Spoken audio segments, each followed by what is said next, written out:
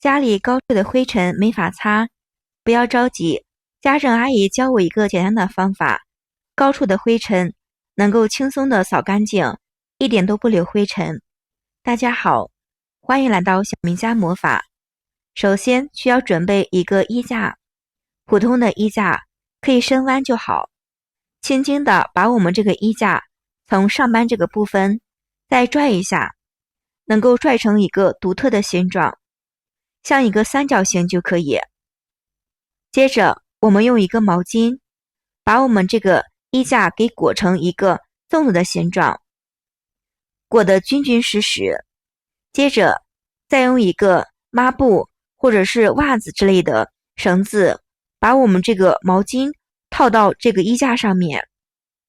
这样来回的裹紧实。裹好之后，再把衣架放到我们这个衣杆上面，衣杆上也有挂钩的，或者用胶布缠上一大圈，起到一个固定的作用。一定要固定的结结实实，这样方便使用的。固定好的架子我们可以看到，就像一块抹布一样，我们这样的一块清洁神器就做完成。这个神器比较实用，可以清洁我们家里的天花板，杆子比较长嘛，就能够轻松的擦拭上方，也不用踩凳子，也不用担心个子不够高。家里面大扫除的时候灰尘比较多，高处很脏的都是灰，有的时候还有蜘蛛网，弄得家里面到处都是脏脏的。你可以试试这个方法，用上一个衣架，裹上一个毛巾，再来一个衣杆，就能够轻松的去除高楼上面的灰尘，清除的灰尘很干净的，不留任何的痕迹。亲爱的朋友们，视频看到这里啦，如果喜欢我的视频，麻烦你帮我点个小赞，您的每个支持对我来说都是最大的鼓励，谢谢大家。你知道家中毛絮灰尘为什么那么多吗？冬日里，每当我们经过了树木或者是外出，灰尘便悄无声息地吸附在我们的衣物上，伴随着我们进入家里，加上了窗户常开，纱窗没有办法打开，会有灰尘进入，久而久之，家中的毛絮积攒的越来越多。而且家中有养宠物的朋友们要注意，宠物掉毛以及我们日常掉落的毛发还有灰尘，在静电的作用下极其的粘结，形成了恼人的绒毛。外出的时候，大衣常常的沾满外界的一些猫毛或者是灰尘脏东西，那么我们回到家里面坐到沙发中，无疑是对家中的二次污染。外出来之后，大衣的存放位置特别的得当，建议我们直接放到玄关处或者去清洗，这样能够保持家里面比较干净，家里面不再有灰尘。你知道家里面的灰尘为什么总也擦不完吗？其实灰尘无处不在，很容易产生且不能够避免。室内有灰尘，有一些是通风落下的花粉和尘浆，还有就是纺织物的一些纤维，甚至可能是每一次充电、插拔电子产品的金属部件摩擦产生的一些微粒，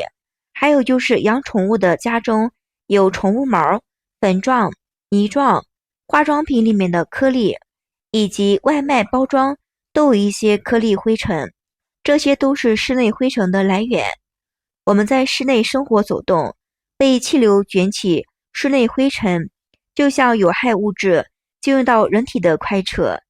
生火做饭的时候也有一些灰尘，塑料品中有一定的致癌性的易燃的重金属，灰尘比较多，有一定的几率能够乘坐着这些灰尘进入到我们的身体，会危害健康的。传统的清洁方式用抹布来擦，或者用毛毯子掸一掸，但是抹布清洗不到位，也容易二次的污染，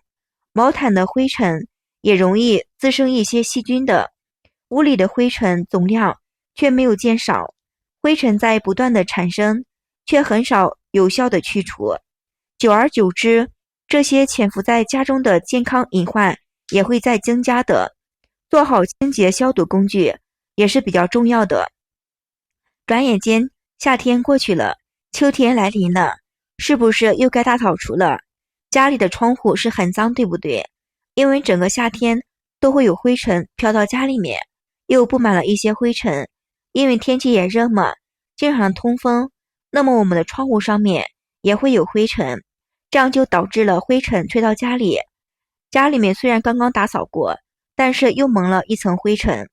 说到清洗了纱窗，很多朋友们直接把纱窗清洗下来，放到卫生间里面去刷洗，再重新安装回去，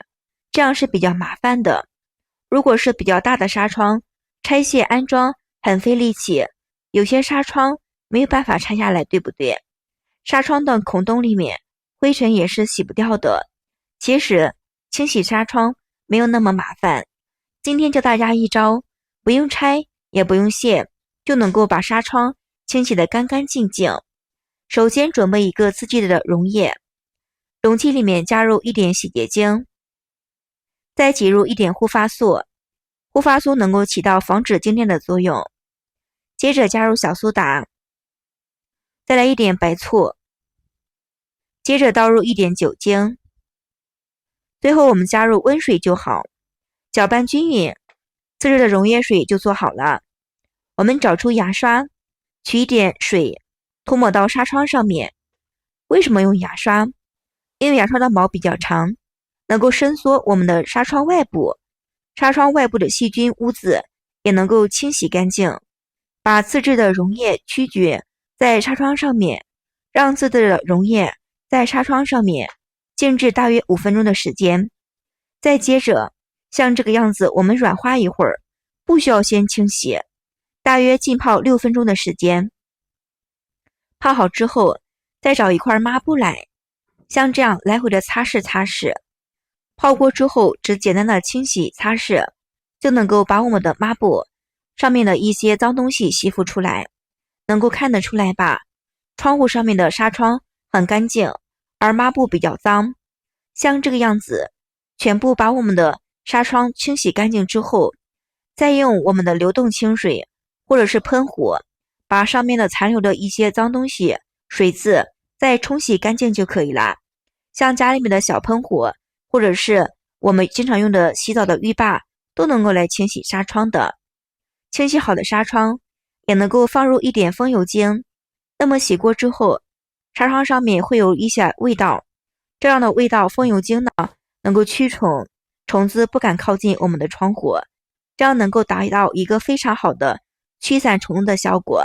看一下，我们用清水冲洗过后的纱窗，再来摸一摸，上面的脏东西几乎是一点都没有了，而且我们洗过的纱窗非常非常的干净，纱窗基本上就是一个干燥的状态。擦好之后，我们再来看一看怎么样，纱窗是不是一点都不脏了？再来看一下抹布，抹布是不是很脏？像这个方法清洗过后的纱窗，就像刚买回来的一样，一点灰尘都没有，擦过的地方依然保持洁白，有一些粉末的一些纱窗呢，也能够清洗干净。这个方法清洗过后的纱窗，要比保洁阿姨清洗的还要干净。我们自制的溶液水对清洗纱窗比较好用，朋友们如果需要清洗纱窗的话，就可以试这个方法，还是很好的哟。